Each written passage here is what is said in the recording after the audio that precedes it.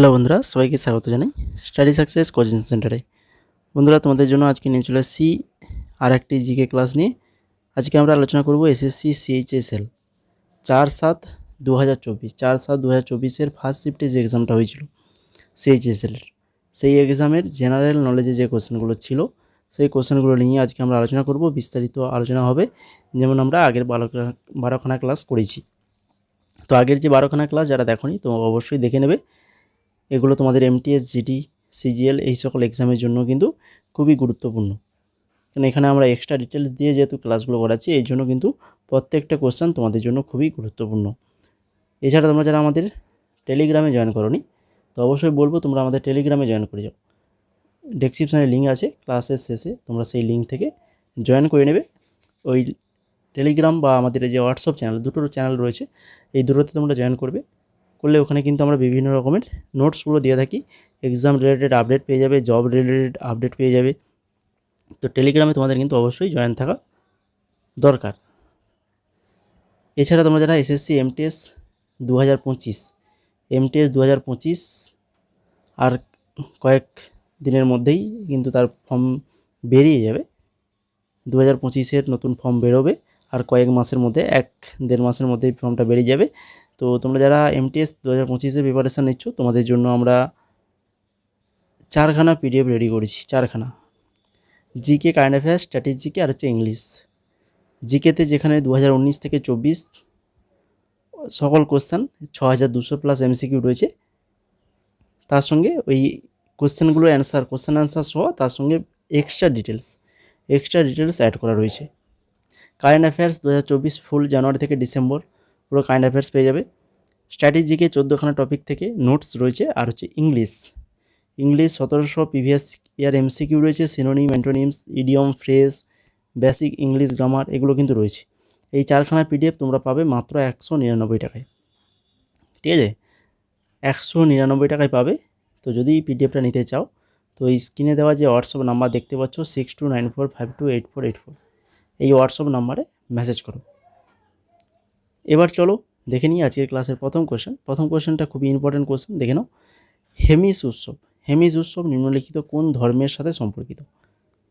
হেমিস উৎসব যেটা হচ্ছে বৌদ্ধ ধর্ম, কোন ধর্ম? বৌদ্ধ ধর্মের সাথে সম্পর্কিত। এই হেমিস উৎসব ভারতের লাদাখের হেমিস মঠে বৌদ্ধ ধর্মের একটি গুরুত্বপূর্ণ ধর্মীয় উৎসব। উৎসবটি প্রতি বছর তিব্বতীয় চন্দ্রবর্ষের 5ম মাসে অনুষ্ঠিত হয়। এরপর চলে যাও 2 নম্বর, নিচের কোনটি ত্রিপুরার সরকারি ভাষা? ত্রিপুরার সরকারি ভাষা কি? না আছে কোকবরাক হচ্ছে ত্রিপুরার সরকারি ভাষা। তারপরে দেখো মাইক্রোসফট ওয়ার্ড সেভ বাটন কোথায় আছে? মাইক্রোসফট যে ওয়ার্ড তোমরা নিশ্চয়ই করেছো, তো সেই মাইক্রোসফট ওয়ার্ডের সেভ বাটনটা কোথায় থাকে? একটি ওয়ার্ড উইন্ডোর উপরের বাম কোণে সেভ বাটনটা রয়েছে। 2016 সালের নভেম্বরে ভারত সরকার নিচের কোন মুদ্রার নোট বাতিল করেছিল? বলো, 2016 সালে যে মুদ্রার নোট বাতিল করেছিল, দুটো নোট বাতিল করেছিল, কী? এক হচ্ছে 500 টাকার নোট বাতিল করেছিল, আর একটা কোনটা? 1000 টাকা। দুটো নোট বাতিল করেছিল 2016 সালে 8ই নভেম্বর। এই পদক্ষেপ উদ্দেশ্য ছিল কি? হচ্ছে কালো টাকা, জাল নোট আর হচ্ছে দুর্নীতি রোধ করা। বিমুদ্রাকরণের ফলে পরে কী করা হয়েছে না, 500 টাকা এবং 2000 টাকার নতুন নোট চালু করা হয়েছে। যেমন 500 টাকার আর 1000 টাকার নোটকে বাতিল করা হয়েছে, তেমন নতুন 500 টাকার নোট এবং 2000 টাকার নোট কিন্তু চালু করা হয়েছিল। কিন্তু বর্তমানে 2000 টাকার নোটটা কিন্তু সেটাকেও কিন্তু বন্ধ করে দেওয়া হয়েছে, শুধুমাত্র 500 টাকার নোটটাই চলছে। 5 নম্বর দেখো, গিদ্দা নৃত্য নিচের কোন রাজ্যের একটি লোকনৃত্য? গিদ্দা নৃত্য এটা কোন রাজ্যের লোকনৃত্য? এটা হচ্ছে পাঞ্জাব রাজ্যের একটি লোকনৃত্য গিদ্দা নৃত্য। এই গিদ্দা ভারতের পাঞ্জাব রাজ্যের একটি জনপ্রিয় লোকনৃত্য। এই নৃত্যটি শুধুমাত্র মহিলাদের দ্বারা পরিবেশন করা হয়। কাদের দ্বারা? মহিলাদের দ্বারা পরিবেশন করা হয়। 6 নম্বর দেখো, অজিত কুমার মহান্তি 2023 সালের মে মাসে ড্যাশের চেয়ারম্যানের দায়িত্ব গ্রহণ করেন। অজিত কুমার মহান্তি পারমাণবিক শক্তি কমিশনের চেয়ারম্যান দায়িত্ব গ্রহণ করেন। 7 নম্বর, ভারতের এশিয়াটিক সিংহের প্রাকৃতিক আবাসস্থল কোনটি? সিংহ বললেই সঙ্গে সঙ্গে কী হয়ে যাবে, এই যে গির অরণ্য যেটা কোথায় রয়েছে না হচ্ছে গুজরাটের গির অরণ্য, যেটা কিন্তু সিংহের শেষ বাকি জনসংখ্যার আবাসস্থল। 8 নম্বর কোশ্চেন দেখো, নিচের কোনটিতে তরল বা কঠিন কণার ছোট ছোট ফোঁটা গ্যাসে বিচ্ছুরিত হয়? তরল বা কঠিন কণার ছোট ছোট ফোঁটা গ্যাসে বিচ্ছুরিত হয়, সেটা হচ্ছে এরোসল হয়ে যাবে এখানে অপশান নম্বর 1 সঠিক অ্যান্সার। ধর্মনিরপেক্ষতা ভারতীয় সংবিধানের একটি বৈশিষ্ট্য, যার অর্থ কী? ধর্মনিরপেক্ষতা, যার অর্থ কী? যার অর্থ হচ্ছে রাষ্ট্র কোনো ধর্ম প্রচার করে না। ধর্মনিরপেক্ষ ধারণাটি ভারতের সংবিধানের ভূমিকায় অন্তর্ভুক্ত করা হয়েছে, যা ভারতের একটি সার্বভৌম সমাজতান্ত্রিক ধর্মনিরপেক্ষ গণতান্ত্রিক প্রজাতন্ত্র হিসেবে ঘোষণা করা হয়েছে। 4টা ভালো করে, সার্বভৌম, সমাজতান্ত্রিক, ধর্মনিরপেক্ষ এবং গণতান্ত্রিক। সংবিধানের ধারা 25 থেকে 28 অনুসারে সকল নাগরিকের ধর্মীয় স্বাধীনতা অধিকার নিশ্চিত করে। 25 থেকে 28, ঠিক আছে। 25 যেটা হচ্ছে বিবেকের স্বাধীনতা এবং ধর্ম পালন, অনুশীলন এবং প্রচারের স্বাধীনতা প্রদান করে। আর 26 নম্বর ধারা ধর্মীয় বিশেষ পরিচালনা স্বাধীনতা নিশ্চিত করে। 27 নম্বর নিশ্চিত করে যে কোনো ব্যক্তিকে কোনো নির্দিষ্ট ধর্মের প্রচার বা রক্ষণাবেক্ষণের জন্য কর দিতে বাধ্য করা হয় না। আর 28 নম্বর যেটা রয়েছে সেটা হচ্ছে রাজ্য দ্বারা পরিচালিত শিক্ষা প্রতিষ্ঠানগুলিকে ধর্মীয় শিক্ষা প্রদানের অনুমতি দেয়। এই মোট 25 থেকে 28 প্রত্যেকটা ভালো করে জেনে রাখো, ইম্পর্টেন্ট রয়েছে। 10 নম্বর কোশ্চেন দেখো, একটি এমএস ওয়ার্ড ফাইল সংরক্ষণ করার সময় নিচের কোনটি কম মেমোরি দখল করে? সব থেকে কম মেমোরি দখল করে কোনটা? সেটা হচ্ছে ডক.এক্স। এটা ডক.এক্স যেটা সব থেকে কম মেমোরি দখল করে।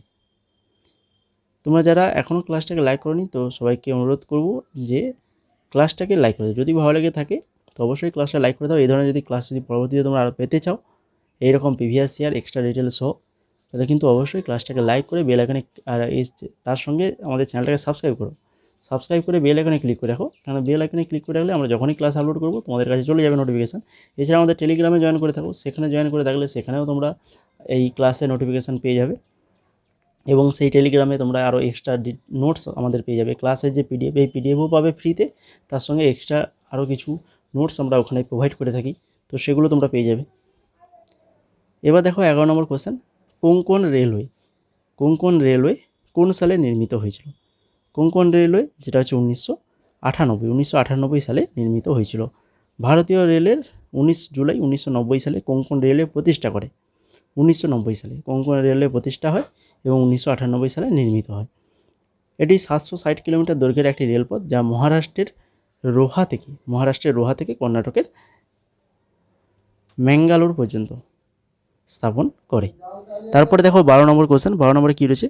ভারতের রেজিস্ট্রার জেনারেল এবং সেন্সার কমিশনের অফিসটি কোন মন্ত্রণালয়ের অধীনে আসে? ভারতের রেজিস্ট্রার জেনারেল এবং সেন্সার কমিশনের অফিস কোন মন্ত্রণালয়ের অধীনে আসে? এটা হচ্ছে স্বরাষ্ট্র মন্ত্রণালয়ের অধীনে কিন্তু আছে। তারপরে ইন্টারন্যাশনাল ফুটবল অ্যাসোসিয়েশন বোর্ড অর্থাৎ IFAB অনুসারে ফুটবলের গোলপোস্টের কোন রং হওয়া উচিত? বলো, ফুটবলের রং মানে গোলপোস্ট যে পোস্টগুলো হয়ে থাকে, তো সেই পোস্টগুলোর রং কী হওয়া উচিত? সাদা রং হওয়া উচিত। ভার্চুয়াল জলের ধারণাটি কে প্রবর্তন করেছিলেন? ভার্চুয়াল জলের ধারণা জন অ্যান্থনি অ্যালান। জলাভূমি সংরক্ষণের লক্ষ্যে প্রকল্পটির নাম কি, যা 2023-24 সালে কেন্দ্রীয় বাজেটের ঘোষণা করা হয়েছিল? জলাধার সংরক্ষণের লক্ষ্যে যে প্রকল্পটা করা হয়েছিল, সেই প্রকল্প সেটা হচ্ছে অমৃত ধরোয়ার প্রকল্প। তারপর দেখো নিচের বিবৃতিগুলির মৌলিক কর্তব্য সম্পর্কে ভুল কোনটা? 4খানা বিবৃতি এখানে রয়েছে, এদের মধ্যে ভুলটা আমাদেরকে খুঁজতে হবে। 44তম সংশোধনী আইন সংবিধানের মৌলিক কর্তব্য প্রবর্তন করে। তো ফার্স্ট চান্সেই তোমরা যদি পড়ে থাকো, আমাদের ক্লাসগুলো যদি আগে দেখে থাকো, তাহলে কিন্তু প্রথম চান্সেই তোমরা ধরে নিতে পারবে। আমরা কি বলেছিলাম 44তম সংশোধনী সংবিধানের মৌলিক কর্তব্য প্রবর্তন করে। কতবার মৌলিক কর্তব্য নিয়ে আলোচনা করেছি, অনেকবার আলোচনা করা হয়েছে। এছাড়া আমাদের এক্সট্রা ক্লাসও রয়েছে মৌলিক কর্তব্য নিয়ে। তো এই যে 44তম, এটা কিন্তু হবে না। কেন? 42তম সংশোধনী আইন, 42তম নম্বর একটা ভুল রয়েছে, কারণ এটা 44তম সংশোধনী আইন নয়, এটা 1976 সালে 42তম সংশোধনী আইন সংবিধানে মৌলিক কর্তব্য প্রবর্তন করে। এছাড়া বাকি যেগুলো রয়েছে সেগুলোও কিন্তু তোমাদেরকে জেনে রাখতে হবে। কি না, অপশান 2তে যেটা রয়েছে দেখো, মৌলিক দায়িত্বগুলি 86তম সংশোধনী আইন দ্বারা প্রসারিত হয়েছিল। মৌলিক দায়িত্ব 86তম সংশোধনী আইন দ্বারা প্রসারিত হয়েছিল। তারপরে অনুচ্ছেদ 51 এর আদর্শ এবং প্রতিষ্ঠান জাতীয় পতাকা এবং জাতীয় সঙ্গীতের সম্মান করে। আর মৌলিক দায়িত্ব পিতামাতাকে তাদের সন্তানের 6 থেকে 14 বছর বয়সের মধ্যে শিক্ষার সুযোগ প্রদান করতে বাধ্য হবে। পিতামাতা তাদের পুত্র, তাদের যে সন্তান 6 থেকে 14 বছর বয়সী, তো তাদেরকে শিক্ষার সুযোগ প্রদান করতে বাধ্য হবে। তো এই তিনটা 1, 2, 3 এই বিবৃতিগুলো ঠিক রয়েছে, এগুলো জেনে রাখো। আর 1 নম্বর যেটা, সেটা 42তম হবে, 44তম হবে না, 42তম হবে, তাই তো? প্রত্যেকটা ইম্পর্টেন্ট, প্রত্যেকটা থেকে আলাদা আলাদাভাবে কিন্তু পরবর্তীতে কোশ্চেন আসতে পারে। 17 নম্বর কোশ্চেনটা দেখো, নিম্নলিখিত দিল্লি সালতানাতের শাসকদের মধ্যে কে মেওয়াতি সম্প্রদায়ের সাথে মোকাবিলা করার জন্য রক্ত ও লৌহ নীতি গ্রহণ করেছিলেন? রক্ত ও লৌহ নীতি গ্রহণ করেছিলেন কে? না, তিনি হচ্ছেন বলবন। বলবন হয়ে যাবে অপশান নাম্বার 3 সঠিক অ্যান্সার। বলবনের পুরো নাম কি? গিয়াসউদ্দিন বলবন। তিনি মামলুক রাজবংশের অন্তর্গত ছিলেন, মামলুক রাজবংশ। ভারতীয় ব্যাটসম্যান কে যার নামে রঞ্জি ট্রফির নামকরণ করা হয়েছে?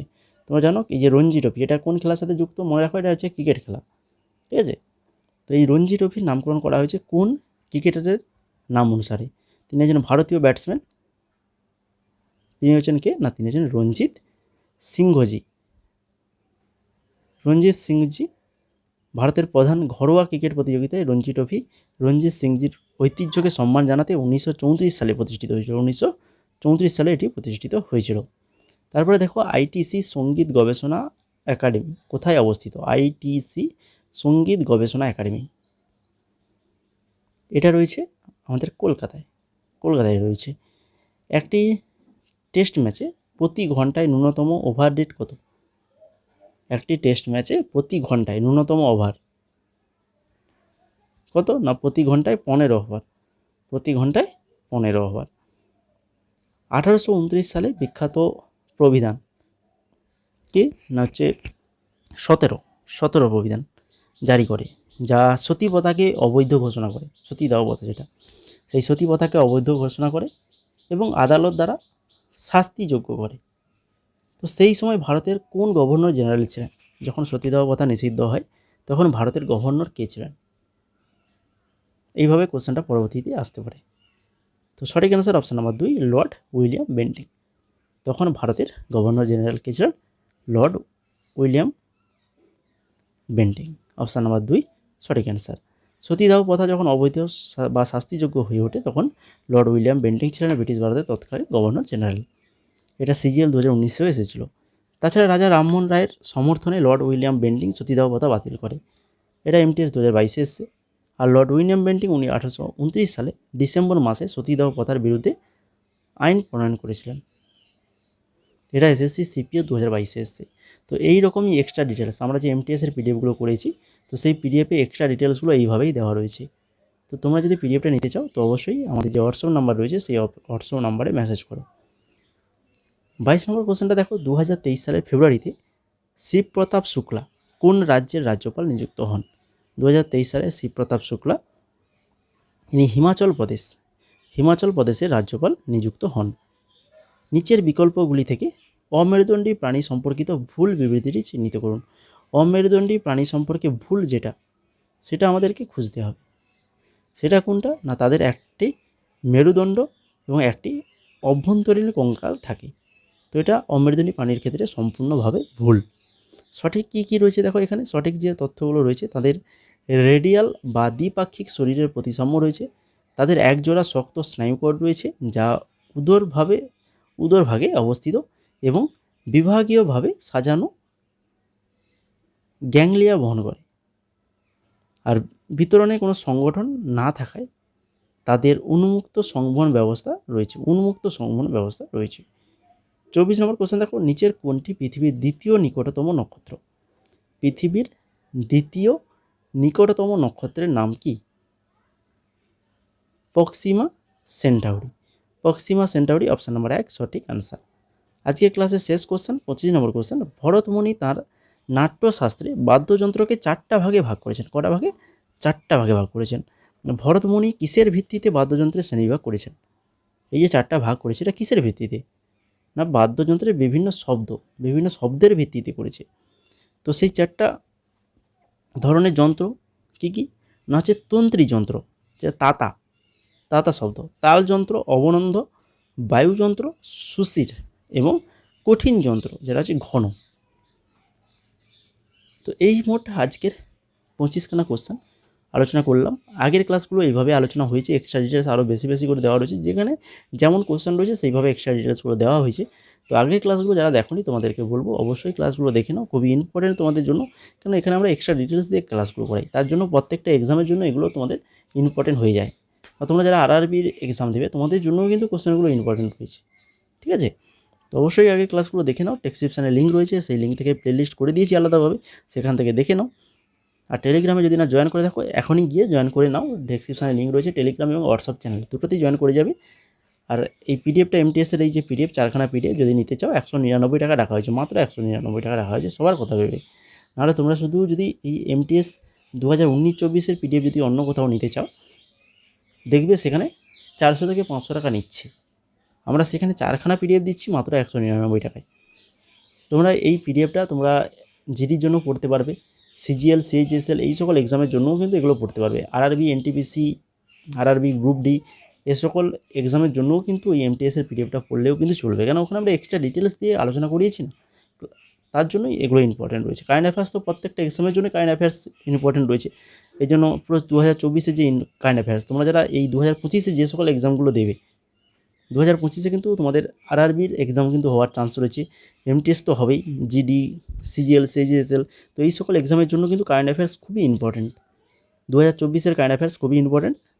তো 4খানা যদি পিডিএফটা নিতে চাও 199 টাকায়, তাহলে এই যে হোয়াটসঅ্যাপ নাম্বার দেখতে পাচ্ছ স্ক্রিনে, সেই হোয়াটসঅ্যাপ নাম্বারে মেসেজ করো, হাই লিখে মেসেজ করো, তারপরে পরবর্তী স্টেপগুলো আমরা জানিয়ে দেবো কীভাবে তোমরা পিডিএফটা পাবে, ঠিক আছে?